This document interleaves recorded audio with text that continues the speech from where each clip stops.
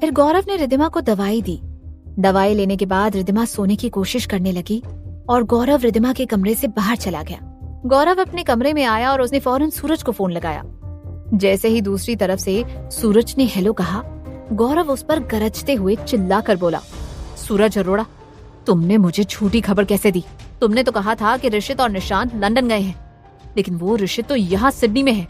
सूरज ने भी किसी तरह अपना गुस्सा काबू में रखते हुए कहा, देखो चिल्लाओ मत, मुझे भी ये बात बस अभी पता चली है। ऋषित ने हम सबसे झूठ बोला था और उसने कहा था कि वो अपनी कंपनी के काम से लंदन जा रहा है और निशांत को अपने साथ ले जा रहा है, लेकिन अब नताशा ने फोन किया तो पता चला कि वो लोग तो सिडनी में हैं। ऋषित ने तुम्हें और रिद्धिमा को साथ में देख लिया और स्ट्रेस की वजह से वो बेहोश हो गया।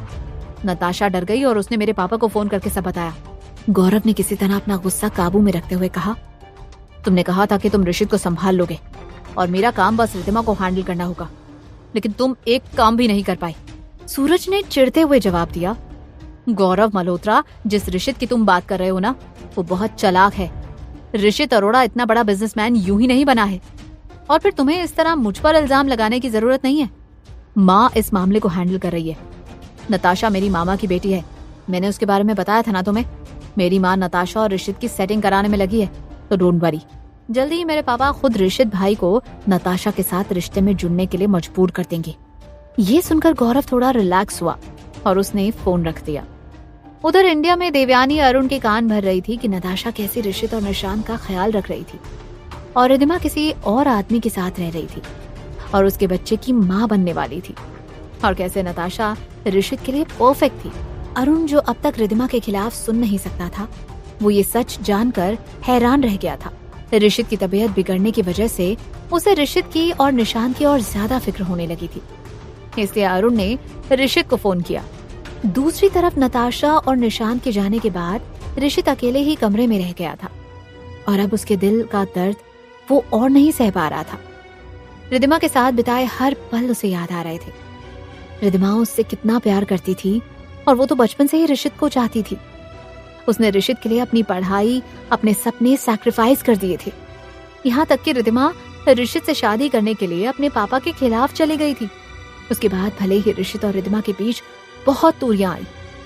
रिद्धिमा का एक्सीडेंट हुआ और 4 साल तक दोनों एक दूसरे से दूर रहे, लेकिन रिद्धिमा के दिल में फिर भी ऋषित के लिए प्यार था। वो ऋषित को भूल नहीं पाई थी और ना ही उसने किसी और आदमी को अपनी जिंदगी में आने दिया था। तो फिर अचानक से रिद्धिमा गौरव के साथ कैसे रह सकती थी? कैसे वो खुद को गौरव की गर्लफ्रेंड बोल सकती थी? और तो और गौरव के बच्चे की माँ बनने वाली थी। इसी गौरव से तो 3 महीने पहले तक रिद्धिमा नफरत करती थी। ऋषित इसी सोच में बहुत देर तक डूबा रहा और उसे वक्त का भी होश नहीं था। वो अपने ख्यालों से तब बाहर आया जब दरवाजे पर नॉक हुआ।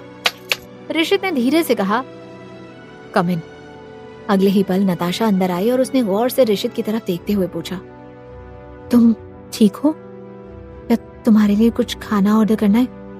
नताशा के सवाल का जवाब दिए बगैर ऋषित ने उसे उल्टा सवाल करते हुए पूछा, निशांत ने खा लिया?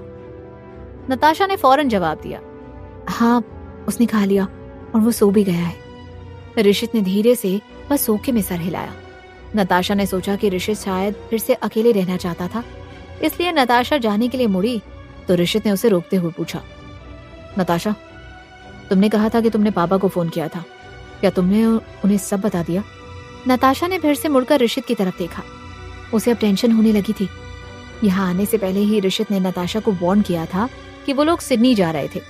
ये बात किसी को पता नहीं चलनी चाहिए थी। वो सभी से ये झूठ बोलकर आए थे कि वो लोग ऑफिस के काम के लिए लंदन जा रहे थे, लेकिन अब नताशा ने टेंशन में अरुण को ये बात बता दी थी तो कहीं ऋषित अब गुस्सा तो नहीं होगा। यही सोचकर नताशा को टेंशन हो रही थी, इसलिए उसने जरा हड़बड़ाते हुए कहा, अब हाँ, पर तुम ऐसे बेहोश हो गए थे तो हमें कुछ समझ नहीं आ रहा था और निशान भी रोने लगा और मैं क्या करूं, मुझे ये समझ नहीं आया। फिर यहाँ के डॉक्टर तुम्हारे मेडिकल कंडीशन के बारे में सवाल करने लगे और मुझे कुछ भी नहीं पता था और ना ही विशाल को, इसलिए टेंशन में मैंने अरुण अंकल को फोन कर दिया और मुझे उन्हें सब बताना पड़ा। जिस पर ऋषित ने कुछ नहीं कहा। वो ये सोचने में लगा कि अरुण को सब पता चल गया था, मतलब सूरज और देवयानी को भी पता चल गया होगा। तो अगर ये सब सुहास और सुधा को पता चला तो क्या होगा? उसे सुधा और सुहास से ये बात अभी छुपानी होगी। जब तक वो पूरा सच जान नहीं लेता, उसे ये सब सुहास और सुधा को नहीं बताना चाहिए, क्योंकि 3 महीनों से वो दोनों पहले ही रिद्धिमा और मिहिर के ऐसे लापता होने से टेंशन में थे। ऋषित ये सोच ही रहा था कि उसका फोन बजने लगा। फोन अरुण का था। ऋषित ने बाहें चढ़ाते हुए कहा, पापा का ही फोन है। जो देख नताशा भी कमरे में ही रुक गई। उसे लगा कहीं उसके अरुण को सच बताने की वजह से कोई प्रॉब्लम तो नहीं होगी। ऋषित ने आके फोन उठाया और अरुण से बात करने लगा। अरुण फोन पर ऋषित को समझाने लगा कि वो रिद्धिमा को भूल जाए और वापस आ जाए।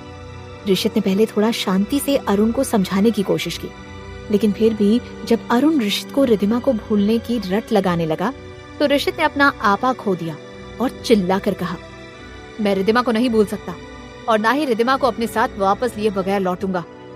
अरुण ने फिर से ऋषित को समझाते हुए कहा, देखो बेटा, रिद्धिमा को मैंने भी अपनी बेटी की तरह माना है, लेकिन अगर वो इस तरह तुम्हें धोखा देकर आगे बढ़ चुकी है तो तुम्हें भी अपनी जिंदगी में आगे बढ़ना चाहिए। नताशा बहुत अच्छी लड़की है और तुम्हारा और निशांत का ख्याल भी रख रही है। ऋषित सुनकर और ज्यादा जोर से चिल्लाकर बोला, एक बात कान खोलकर सुन लीजिए आप, रिदु की जगह मेरी जिंदगी में कोई नहीं ले सकता, नताशा भी नहीं। गुस्से में ऋषित ने फोन काट दिया। तभी ऋषित ने देखा नताशा वहां खड़ी थी। नताशा भी शॉक में थी कि इस हालत में भी उसकी बुआ ऋषित के साथ उसे सेट कराने में लगी हुई थी। नताशा को देख ऋषित अपना गुस्सा रोक नहीं पाया और उस पर चिल्लाकर बोला, तुम भी एक बात समझ लो, मेरे और तुम्हारे बीच कुछ नहीं हो सकता, इसलिए तुम मेरी रिदु की जगह लेने की कोशिश मत करो। फिर नताशा भी चिढ़ते हुए बोली, मैं किसी की जगह लेने की कोशिश नहीं कर रही और मुझे तुम में कोई इंटरेस्ट नहीं है। मेरा मेरे बॉयफ्रेंड के साथ ब्रेकअप हो गया और उससे उभरने के लिए मैं इंडिया आई थी और मैं नहीं जानती थी कि देवयानी बुआ क्यों तुम्हें और मुझे सेट करने में लगी हुई थी, पर ये सच है कि मुझे तुम बिल्कुल पसंद नहीं हो। ऋषित ने भी इरिटेट होकर कहा, वेरी गुड। ऋषित ने फिर विशाल को फोन किया। कुछ ही पलों में विशाल वहां खड़ा था। ऋषित ने विशाल को ऑर्डर देते हुए कहा, कुछ भी तरीका निकालो और किसी भी तरीके से मुझे गौरव और रिद्धिमा की सारी इंफॉर्मेशन चाहिए, क्योंकि मुझे पूरा यकीन है कि मेरी रिधु मुझे धोखा नहीं देगी। कुछ तो गड़बड़ है। उधर इंडिया में सुहास के घर में सुहास और सुधा परेशान से बैठे हुए थे। सुहास ने कहा, मैंने जो भी पता किया है उससे यही लगता है कि कई महीनों से गौरव ऑस्ट्रेलिया में है। सुधा ने भी परेशानी से कहा, इसका मतलब है कि रिद्धिमा और मिहिर के गायब होने का और गौरव का कोई कनेक्शन नहीं है। सुहास ने अपना माथा मलते हुए कहा, कुछ समझ नहीं आ रहा सुधा बहन जी, क्योंकि हमें मिहिर और रिद्धिमा के बारे में कुछ पता नहीं चल रहा और गौरव भी ऑस्ट्रेलिया में है और ऊपर से ऋषित भी निशांत को लेकर लंदन चला गया है और इसलिए मुझे डर लग रहा है। सुधा ने जरा कंफ्यूज होते हुए पूछा, कैसा डर भाई साहब? सुहास ने टेंशन से सुधा की तरफ देखते हुए कहा, रिद्धिमा का कोई पता नहीं और निशांत ही मेरी बेटी की एक आखिरी निशानी है और ऋषित अब निशांत को भी मुझसे दूर ले गया है। सुधा का मुंह हैरानी से खुला रह गया और उसने पूछा, मतलब क्या है आपका भाई साहब? क्या आपको लगता है कि ऋषित निशांत को हमसे दूर करना चाहता है? सुहास ने गहरी सांस लेते हुए कहा, पता नहीं बहन जी, पर मैं कुछ समझ नहीं पा रहा हूँ। ऋषित इतने दिनों से रिद्धिमा के बारे में पता करने की कोशिश में है, लेकिन फिर अब वो अचानक लंदन चला गया और तो और निशांत को भी साथ ले गया। सुधा कुछ पल सोच में पड़ गई। फिर कुछ सोचते हुए वो बोली, पर अब हम क्या कर सकते हैं? और फिर ऋषित पर भरोसा करने के सिवाय हमारे पास कोई और चारा भी तो नहीं है। सुहास ने धीरे से बुदबुदाते हुए हामी भरते हुए कहा, सही कहा आपने कि हमारे पास कोई दूसरा रास्ता नहीं है। उधर सिडनी में गौरव के विला में रिद्धिमा अपने कमरे में सोने की कोशिश कर रही थी, लेकिन बार बार उसे याद आ रहा था कि कैसे हॉस्पिटल के बाहर उस अनजान इंसान ने उसे किस किया था। वही सोचते हुए रिद्धिमा सोने गई और सपने में उसने देखा ऋषित उसे किस किए जा रहा था। रिद्धिमा भी उसे उतने ही पैशन से रिस्पॉन्ड कर रही थी। ऋषित के हाथ उसके कपड़े निकालने में बिजी थे। वही रिद्धिमा भी ऋषित का टी शर्ट निकाल रही थी। ऋषित अपनी प्यार भरी आवाज में उससे मीठी बातें किए जा रहा था। वो उससे कितना प्यार करता था, कितना चाहता था, वो कितनी खूबसूरत थी, ये सब बताया जा रहा था। उसकी बातों से रिद्धिमा और ज्यादा शर्मा रही थी और दोनों ही एक दूसरे में खोने लगे। तभी रिद्धिमा अचानक से बेड पर से उठकर बैठ गई। ये सब क्या था? ये कैसा सपना था? उसने ऋषित के साथ ऐसा सपना कैसे देख लिया? गौरव उसका बॉयफ्रेंड था, उसके बाद भी कभी उसके दिल में गौरव को लेकर ऐसे ख्याल या सपने नहीं आए। और ये ऋषित, पता नहीं उससे मिलकर रिद्धिमा को हुआ क्या था। रिद्धिमा ने ग्लास भरकर पानी पी लिया और फिर से सपने के बारे में सोचने लगी। रिद्धिमा खुद से ही बड़बड़ाते हुए बोली, कैसा सपना था, बिल्कुल रियल लग रहा था। ऐसा लगा जैसे सच में ऐसा कुछ हुआ है। मैं ऋषित के साथ रोमांस, हे भगवान, वो क्या रहा है मुझे। एक तरफ रिद्धिमा अपने दिल की उलझन में फंसी हुई थी, वहीं उसके कमरे के पास वाले कमरे में ही गौरव एक बार फिर फोन पर सूरज से बात करते हुए बोला, अगर हमें पहले पता होता कि ऋषित सिडनी आने वाला है तो मैं रिद्धिमा को लेकर विला के बाहर ही नहीं निकलता। मैं रिद्धिमा को लेकर विला के बाहर निकला ये सोचकर कि अब ऋषित और उसके आदमियों से हमें कोई खतरा नहीं, लेकिन वो यहाँ भी आ गया और उसने रिद्धिमा को देख भी लिया। तो तुम हमारा अगला प्लान शुरू कर दो ताकि उससे सिडनी छोड़ फौरन इंडिया लौटना पड़े। सूरज ने तिरछी मुस्कान के साथ जवाब दिया, उसकी फिक्र तुम मत करो, क्योंकि मेरा काम अच्छे से शुरू हो गया है और जल्दी ही ऐसी परिस्थिति आ जाएगी कि ऋषित को वापस इंडिया लौटना पड़ेगा।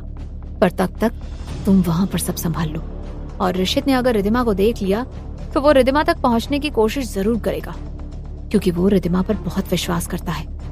और तो और वो इतनी आसानी से सब कुछ नहीं मान लेगा और वो अपने तरीके से सच जाने की कोशिश जरूर करेगा। इसीलिए तुम अलर्ट रहो। गौरव ने बाहें चढ़ाते हुए कहा, उसकी फिक्र मत करो, मैंने उसका इंतजाम कर लिया है।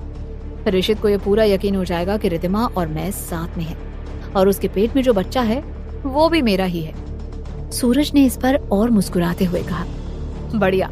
और इधर मेरे माँ और पापा ऋषित को नताशा के साथ सेट करने में लगे हैं और भले ही ऋषित ने इनकार कर दिया हो, लेकिन इस बार ऋषित को मजबूर होना ही पड़ेगा।